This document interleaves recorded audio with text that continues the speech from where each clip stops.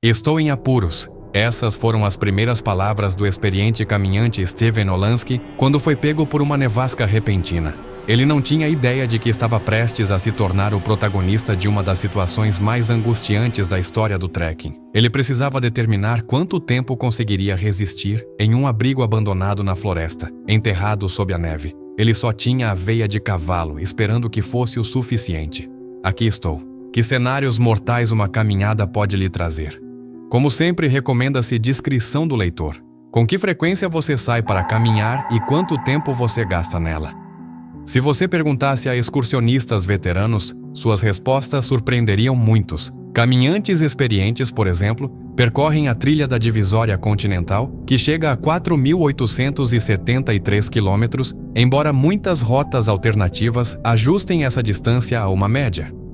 Uma caminhada por essa trilha normalmente leva cerca de 5 meses, então, em 2015, o experiente caminhante Steven Olansky, também conhecido como Otter, decidiu caminhar 121 quilômetros da rota sozinho. Para ele foi uma caminhada fácil, principalmente porque estava acompanhado de um amigo, uma barraca e um fogareiro. A rota deles começou em Cambros Pass, perto de Chamá, Novo México, e terminou em Ghost Ranch. Essa parte da trilha tem terreno acidentado e termina abruptamente em um penhasco, mas Otter estava bem preparado. Cientes dos perigos, assim como do clima imprevisível de meados de novembro, os últimos aventureiros ousaram ir em agosto. Além disso, os meteorologistas estavam prevendo neve. No entanto, Otter decidiu ir embora. Um amigo o deixou no ponto de partida e pediu que ele ligasse novamente 2 semanas depois do fim, embora notícias sobre seu estado de saúde tenham demorado muito mais para chegar. Quase imediatamente após começar a caminhada, Otter sentiu uma fraqueza intensa, talvez resultado de uma gripe. Ele registrou isso e todos os eventos subsequentes em seu diário. Apesar do desconforto, ele decidiu teimosamente continuar em frente. Entretanto, apenas 3 dias depois, algo mudou radicalmente o curso de sua história.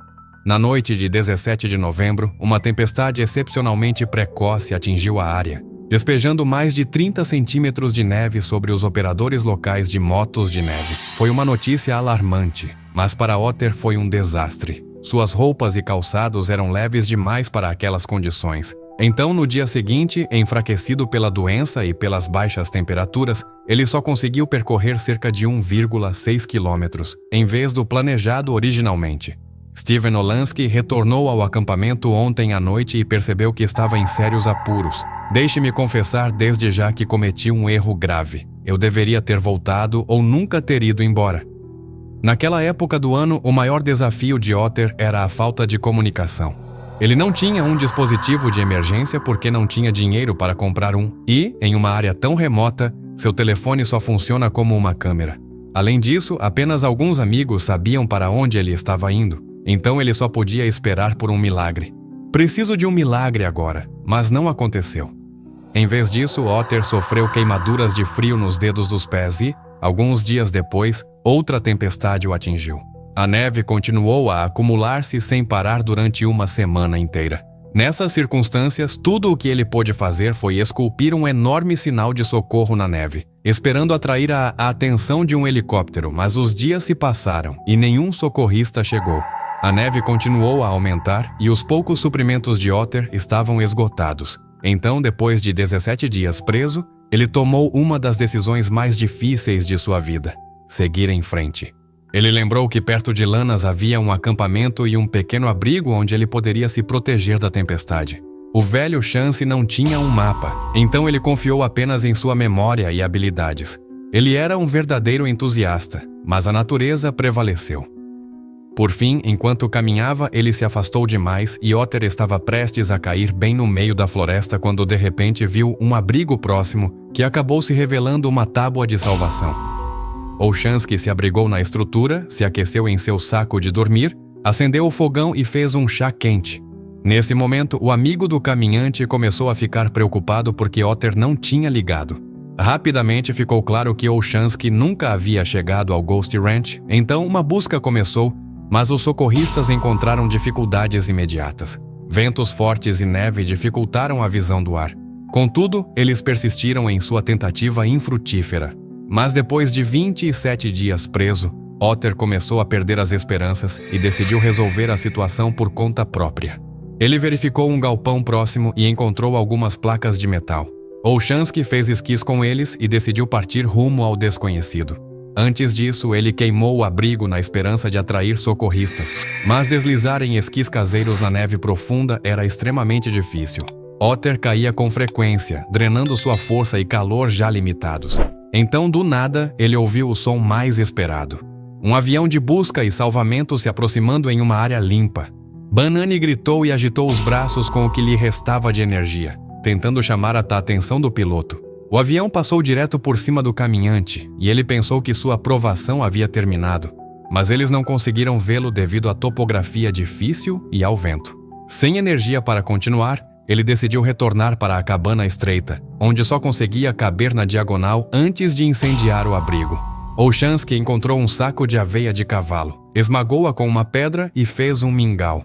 Ele sabia que conseguiria sobreviver assim por algumas semanas, mas já havia perdido quase toda a esperança de ser resgatado e se despediu mentalmente. As baterias do meu telefone estão acabando. Queria colocar isso por escrito. Eu amo meus amigos, eles são a melhor coisa que já me aconteceu. No mesmo dia, enquanto os aviões sobrevoavam Otter, as equipes de resgate receberam um relato de um avistamento em Grants. Era uma pista falsa a mais de 200 quilômetros da localização real de Lansky. Embora seu amigo insistisse em procurar em motos de neve, ninguém contatou a operadora de turismo local, que ficava a menos de meio-dia de carro de Otter. E ele continuou a morrer lentamente no pequeno abrigo, documentando tudo em seu diário. O caminhante percebeu que suas chances de sobrevivência eram pequenas e não queria mais suportar o sofrimento. Ele não queria mais sofrer, então decidiu fazer uma última refeição de mingau de aveia e acender o fogão lá dentro para se sufocar. Foi a primeira vez que ele tentou tirar a própria vida, mas seu plano não funcionou porque o quarto não era hermético. Lontra não podia e não lutaria mais. Seus pensamentos se reduziram a comer e esperar pela morte. Enquanto isso, janeiro trouxe novas tempestades. Otter continuou registrando seus sofrimentos, medos, tentativas frustradas de acabar com eles e breves lampejos de esperança. Isso continuou por mais um mês e, em fevereiro de 2016, Steven Olshansky ainda estava vivo, mas sua veia havia acabado e ele não tinha forças para derreter água sozinho. Ele ficou imóvel no chão da cabana, continuamente enterrado na neve. Em 10 de maio, o caminhante Ian Crombie chegou ao acampamento Lita.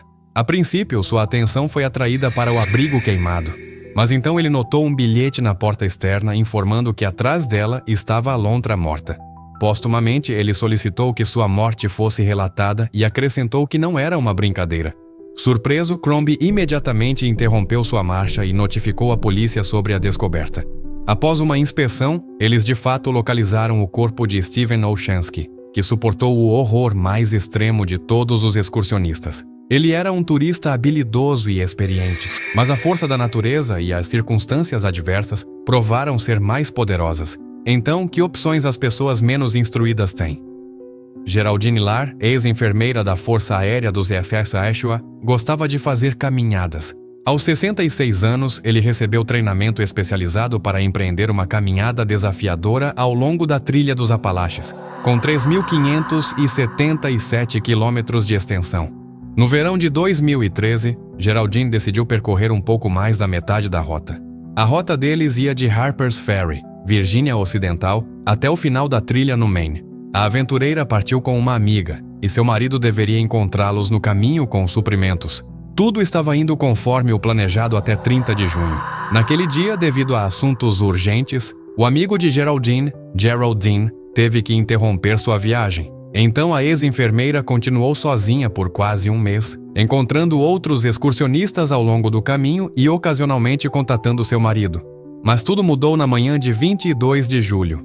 Geraldine deixou Polar Ridge Lane em direção ao abrigo, planejando caminhar cerca de 21 quilômetros e se encontrar com o marido antes de seguir em frente. E pediu a outro caminhante para tirar uma foto dela. Naquela imagem, ela aparece sorrindo e feliz.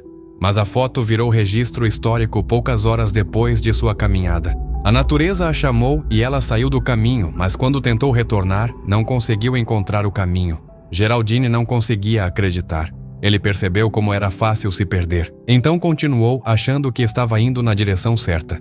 No entanto, exatamente às 11h01, ela enviou uma mensagem ao marido dizendo que havia se desviado e estava perdida. Ele pediu que ela alertasse os socorristas locais, mas a mensagem nunca chegou devido à má recepção, assim como as mensagens subsequentes quando Geraldine não compareceu à reunião agendada.